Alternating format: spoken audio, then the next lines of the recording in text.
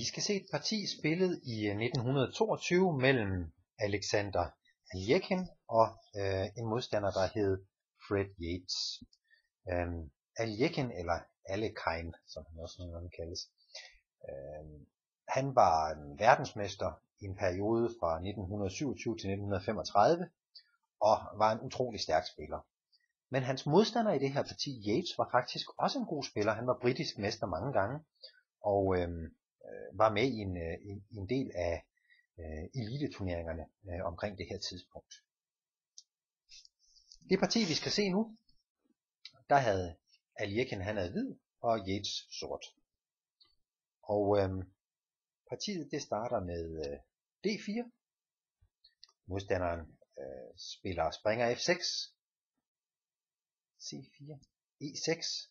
Partiet kan udvikle sig i flere forskellige retninger herfra. Men efter at sort spiller D5, har vi en dronninggambit. I dronninggambitten her, vi tager lige et par træk mere. I dronninggambitten her, der er nogle standard strategiske temaer, nogle ting man skal være opmærksom på, når man går ind i den her type stilling. Et meget væsentligt strategisk tema i den her i dronninggambit, afslået dronninggambit, som det hedder her, det er den hvidfeltede sorte løber. Som man kan se, så har sort valgt at forstærke sit centrum ved at spille E6, men det betyder samtidig, at den her løber, den kan risikere at få svært ved at komme ud. Så et meget væsentligt tema i den her type åbning, det er, hvorvidt det lykkes sort at få befriet sin stilling, sådan at den her løber, den kan komme i spil, eller om det lykkes for hvid at opretholde en stilling, hvor sort har svært ved at få den i spil. Fordi så kan hvid reelt spille meget friere, og reelt måske næsten på visse dele af brættet spille med en brik mere. Et andet væsentligt tema i den her type åbninger, det er de her bønder inde i centrum. Både den sorte bonde på D5 og den hvide bonde på D4 her, kan i mange varianter risikere at blive isolerede bønder. Hvis for eksempel sort i nogle tilfælde vælger at spille C5 her, jamen så afhængig af hvordan rækkefølgen af afbytninger bliver henne omkring centrum, så kan den ene eller begge parterne ende med en isoleret bonde i centrum. Det kan der være fordele og ulemper ved. Nogle gange så kan sådan en isoleret bonde, jamen den kan give en terrænovervægt og frit officerspil. Andre gange, jamen der er den en svaghed, som modstanderen kan spille mod.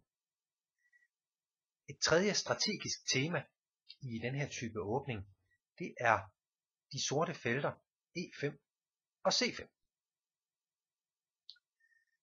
Det er felter, som hvid kan forsøge at udnytte. Man kan forsøge at for eksempel positionere en springer stærkt på E5.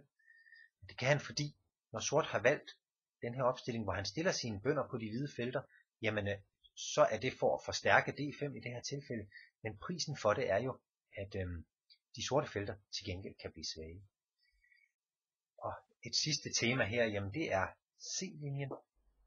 I og med, at der bliver en spænding herinde omkring, når vi har spillet C4, så kan der blive nogle afbytninger mellem C4-bunden og D5-bunden, og i nogle tilfælde måske også mellem C5 og D4. Det betyder, at C-linjen i mange tilfælde kan blive åbnet op, og så kan det være lidt et kapløb om, hvem der får sat sig på den åbne C-linje.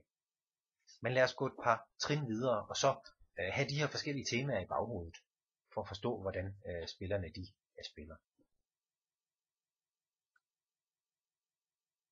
Hvid vælger at stille sig over i C-linjen med tårnet for at være klar til en eventuel åbning, som vi snakkede om. Sort forstærker D5, skal ikke nyde noget af på et eller andet tidspunkt måske at få en isoleret bonde herinde på D5. Men samtidig så betyder C6-trækket jo, at han stiller endnu en bonde på de hvide felter, hvilket gør det endnu sværere at få den hvidfeltede løber i spil, og hvilket yderligere svækker nogle af de sorte felter herinde omkring centrum.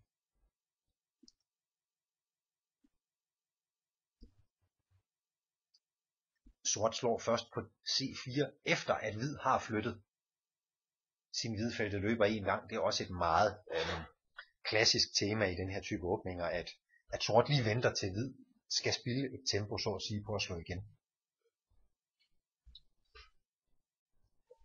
Og i den her stilling, der vælger sort at spille springer D5. Springer D5, det er sådan lidt en klassisk befriende manøvre. Sort har ikke helt så meget terræn som hvid, og derfor vil han gerne have nogle afbytninger af de lette officerer, sådan at det bliver lidt lettere for ham at manøvrere med de brikker, han har tilbage.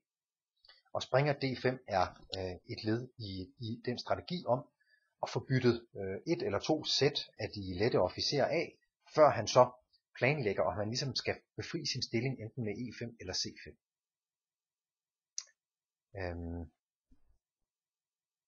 Hvid dækker sin løber herude på G5 med et springertræk, og man kan se, jamen altså hvis sort nu slår på G5, jamen så har hvid lige pludselig faktisk en del brikker, der peger nedad mod den sorte konge. Så sort han vælger en anden strategi. Han spiller F5 her. Problemet med det træk, det er faktisk, at det yderligere lægger en sort bonde fast på de hvide felter, og yderligere gør det svært at få løberen her i spil.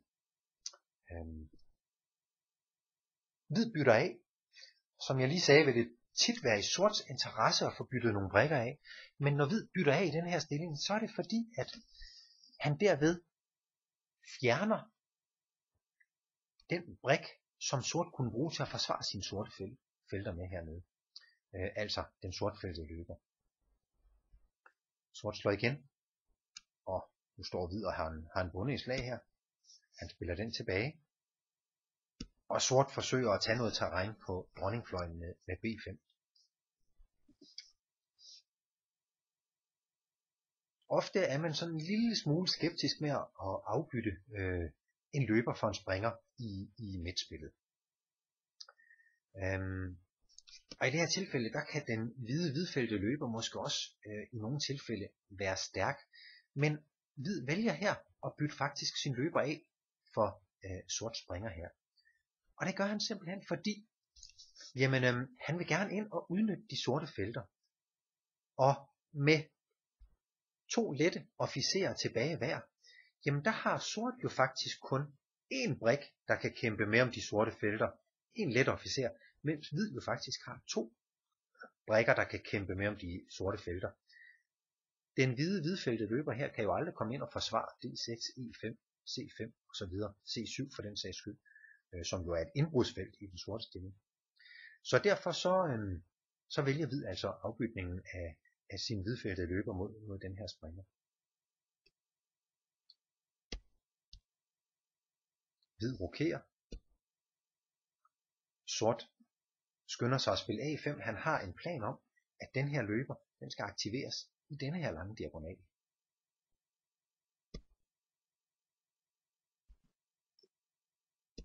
Og sort springer. Eller hvid vælger at sætte sin springer ind på C5. Den slår sort, og nu har hvid et meget vigtigt strategisk valg, han skal foretage. Skal han slå igen med dronningen, eller skal han slå igen med bonden?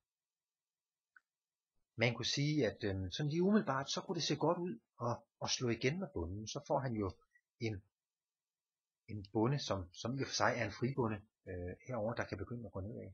Men problemet er lidt, at hvis han slår igen med bonden, jamen så mister han grebet om feltet E5, og han muliggør sådan set, at sort kan komme til at få sine bønder i centrum til at rulle fremad med E5. Og derfor så er det rigtige at gøre faktisk at slå igen med dronningen her. Hvid er ikke ked af at gå ind i et slutspil på de her betingelser. Han kommer nemlig først i den åbne linje, har han set. Spiller tårnet over, forstærker sit greb om linjen. Og så har han set en væsentlig ting mere, og den kommer nu. Det han nemlig har set, det er, at springeren herinde på E5, den er utrolig stærk. Og selvom det måske i princippet er lykkedes sort at få sin løber op i en flot, åben diagonal her, jamen så er det faktisk ikke noget værd for ham. Så er den her løber faktisk stadigvæk utrolig ringe. Den har ikke nogen brikker, den kan arbejde sammen med i linjen her, og den generer faktisk ikke hvids planer, hvids opspil på nogen nævnværdig måde. Og det vil sige, at selvom løberen nu er kommet hen i en flot åben diagonal her, så skyder den sådan set ud i fri luft, som man siger.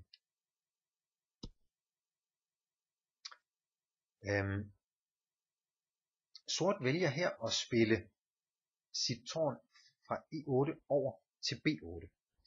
Man kunne spørge, jamen når nu hvid sidder så tungt på C-linjen her, skulle han så ikke have prøvet, i stedet for at få byttet alle tårnene af i C-linjen? Ville det være en strategi, der kunne redde ham?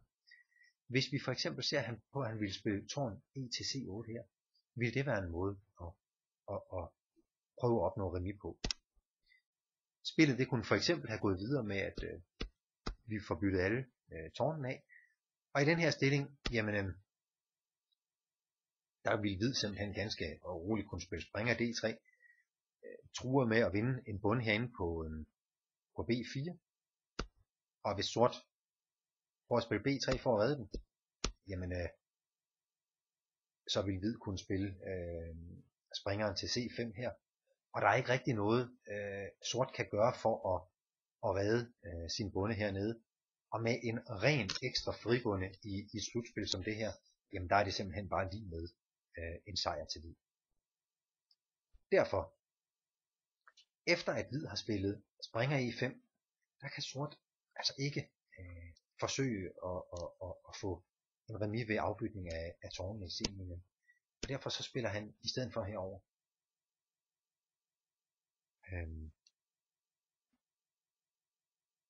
Hvid fortsætter ganske cool, gør klar til at hans konge kan komme med i spillet. Han står så utrolig dominerende, at han sådan set har god tid til at få aktiveret kongen her. Jeg starter med at spille F3. Sort spiller B3, men nu går hvid ganske enkelt forbi. Der er ingen grund til at få åbnet for et modspil i A-linjen i det her tilfælde, hvor tårnen er på brættet. Der kan han lige så godt bare holde stillingen lukket herover og så sidde med sin store fordel gennem sin springer på E5 og sin dominans af C-linjen. Sort spiller H6, konge H7, og her spiller hvid H4, forebygger modspil på kongefløjen,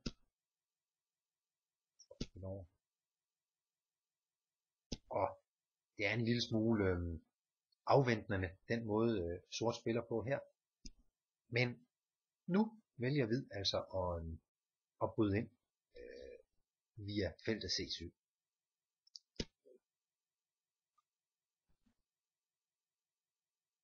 Sort forsøger at tage så mange felter som muligt her med sin løber, men det hjælper ikke så meget. Nu stiller hvid ned og lægger pres på løberen og binder dermed tårnet. Det mener sort ikke han kan leve med, derfor flytter han løberen igen. Og hvid går ned og truer den svage bunde herinde på E6. Sort dækker. Og hvid fortsætter med at aktivere sin konge. Og fortsætter med at lægge fuldstændig forhindringer for et eventuelt sort modspil ved at spille H5 her. Læg mærke til hvor få brikker sort egentlig reelt kan flytte med her. Alle bønderne er stort set blokeret eller hæmmet, kan ikke flytte nogen vejen. Tårnet kan ikke flytte, fordi så ryger E6. Det andet tårn kan ikke flytte, fordi så ryger dækningen af A6. Sort vælger at spille løber F1, men hvid svarer helt cool med G3. Løberen tilbage til A6. Og nu skal hvid have fundet ud af, hvordan han sætter dødsstødet ind. Og der er flere forskellige metoder her, men den vej han vælger at fortsætte, det er ved at fordoble tårnene på 7. række. Spiller tårn F7.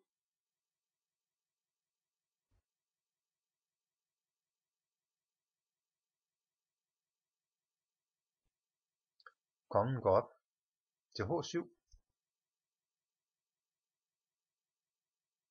Det andet tårn kommer med på 7. række, og tårnet når lige nøjagtigt hen og dække på G8. Men her,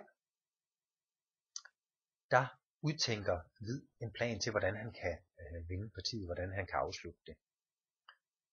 Og planen den starter med trækket springer D7. Læg mærke til, at nu truer hvid at lave en gaffel heroppe på F6. Det er sort selvfølgelig nødt til at komme ud af, at han skylder sig at spille kongen ned. Men hvid spiller stadigvæk sin springer derop. Og kan han virkelig det? Ja, det kan han jo, fordi hvis den bliver slået, så er der faktisk mat inde på H7. Vi kan lige prøve at se det. Hvis han slår der, jamen, så er der mat på H7. Og derfor kan han altså spille springer F6. Men sort er snedig her. Han vælger at spille tårnet over og skabe lidt luft til kongen.